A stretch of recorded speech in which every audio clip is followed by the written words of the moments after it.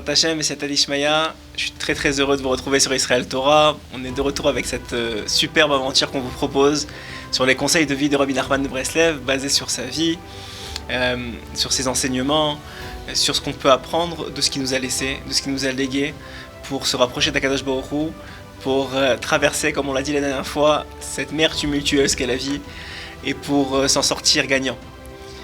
Ces éléments que je vous partage sont évidemment basés sur toute la littérature Breslev, l'Ikutei Etzot, l'Ikutei Halachot de Rabbi Nathan, aussi un livre que je vous conseille à tous qui s'appelle Rabbeinu, qui rapporte de façon très exhaustive la vie de Rabbi Nachman de Breslev, et beaucoup d'autres enseignements, évidemment le Likutei Moharan aussi.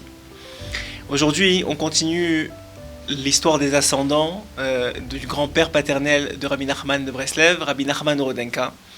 On l'a dit, Rabbi Nachman de Breslev a été nommé après son grand-père, Rabbi Nachman Rodenka, comme c'était la coutume alors et comme c'est encore la coutume aujourd'hui de nommer après les grands-parents. Cet homme-là, ce tzaddik-là, était quelqu'un d'exceptionnel. Et Rabbi Nachman Rodenka avait cette dévotion vers le ciel extraordinaire. Je voudrais vous rapporter un peu de la suite de sa vie. Par exemple, à un moment, il s'est retrouvé face à son maître, le Baal Shem Tov HaKadosh. Et puis, le Baal Shem Tov HaKadosh a commencé à complimenter les qualités extraordinaires de son élève devant ses autres élèves. Et puis les autres élèves commencent à regarder Rabbi Nachman Rodenka qui s'approche encore du maître pour écouter ce qu'il dit. Et tous se disent, mais c'est pas dans l'habitude de Rabbi Nachman Rodenka, c'est quelqu'un de telle humilité, comment il peut vouloir écouter tellement proche les louanges que lui fait son maître? Et à ce moment-là, le Baal Shem Tov HaKadosh Rabbi Israël rigole, sourit, et leur dit tous, Rabbi Nachman Rodenka a prié le ciel de n'écouter que ce qu'il est obligé d'écouter, que ce qu'il a besoin. Tout le reste, il a prié le ciel de ne pas écouter. Et il a été exaucé. Et dès qu'il a recommencé à parler de Torah, Rabbi Nachman Rodenka s'est remis à sa place habituelle et a continué à écouter le shiur. Plus que ça, Rabbi Nachman Rodenka, qui d'autre que le Baal Shem Tov HaKadosh, Rabbi Israël, pour faire le mariage, pour faire l'union, pour faire le zivug, pour faire le shidur, comme on dirait aujourd'hui, entre Rabbi Nachman Rodenka et sa future femme. Finalement, qui vont être les parents de Rabbi Simcha, lui-même père de Rabbi Nachman de Breslev.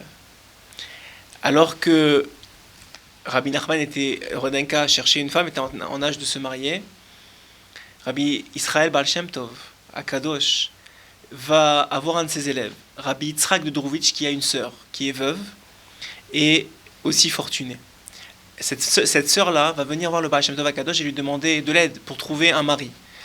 Pourquoi? Parce qu'elle veut absolument un tzaddik. Quelqu'un qui se consacre totalement à la Torah, à la Hirat Shamaim, à la Havat Shamaim, à la crainte du ciel, à l'amour du ciel, au service divin. Elle ne veut pas d'argent, elle ne veut pas d'honneur, elle n'en a pas besoin. Elle veut un homme, un tzaddik, quelqu'un qui va l'élever dans la Rouchaniout, dans la spiritualité, la rapprocher d'Akadosh Baruch Hu et dans ce monde et dans le monde futur. Un peu ce que toute femme devrait vouloir de son mari.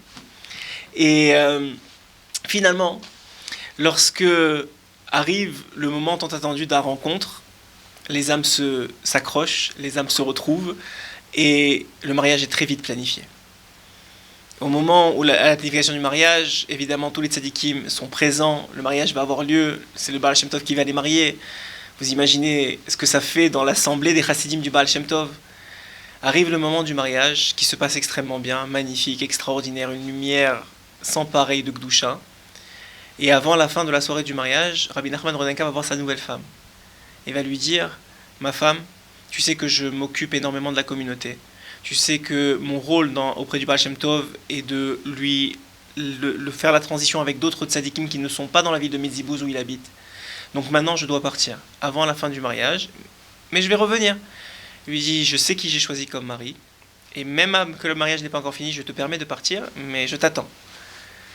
Quelques mois passent, quelques années passent, et puis la femme s'impatiente.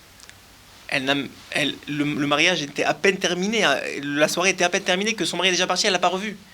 À ce moment-là, elle va voir le Baal Shem Tov, elle lui explique la situation, elle lui dit, mais comment ça se fait que mon mari n'est pas revenu? Je ne comprends pas.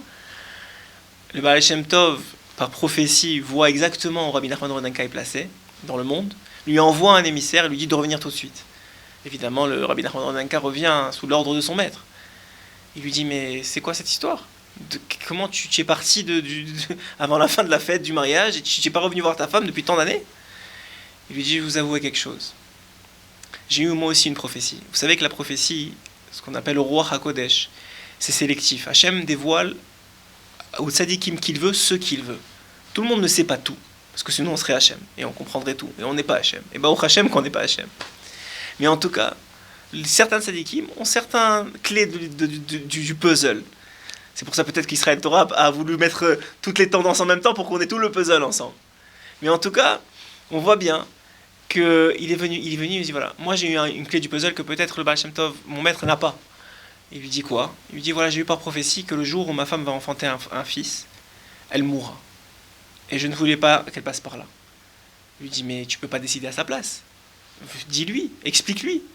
Il crée la rencontre entre les deux. Évidemment, la femme est très très heureuse de retrouver son mari. Et on lui apprend la nouvelle. Tout de suite, sans hésitation, elle dit moi j'accepte. Si c'est ça que Hachem y veut, j'accepte. Je ne vais pas vivre sans mon mari. Je me suis mariée pour être avec toi. Et effectivement, ils se remettent ensemble. Elle tombe enceinte très rapidement. Et les mois avancent. On s'approche de la date d'accouchement. Et puis là, les contractions commencent. Et à ce moment-là, elle lève la tête au ciel. Et d'un cri du cœur, elle dit à Hachem, je t'en supplie, donne-moi au moins un mois. Au moins un mois avec mon fils, que je puisse l'allaiter, que je puisse assister à la Brit Mila. Et effectivement, un mois plus tard, elle partira de ce monde. À la fin du deuil, Rabbi Nachman Ronenka dévoilera la chose suivante. Il dira dommage qu'elle n'a pas demandé 20 ans, parce qu'elle aurait été exaucée. Parce que c'est ce qu'on appelle un moment de Edratson, un moment de volonté. Ces moments-là, on ne sait pas quand ils arrivent. On sait que par exemple, Mincha de Shabbat est un moment de Edratson. Quand on ouvre le Sefer Torah, c'est un moment de Edratson. C'est le moment où Moshe Rabbeinu est parti de ce monde, nous explique Rabbi Nachman de Breslev. C'est un moment où David Ameller est parti de ce monde. C'est le même moment. Mincha de Shabbat, c'est Arava des Ravin, le dévoilement de toutes les Retzonot, de toutes les volontés d'Hachem.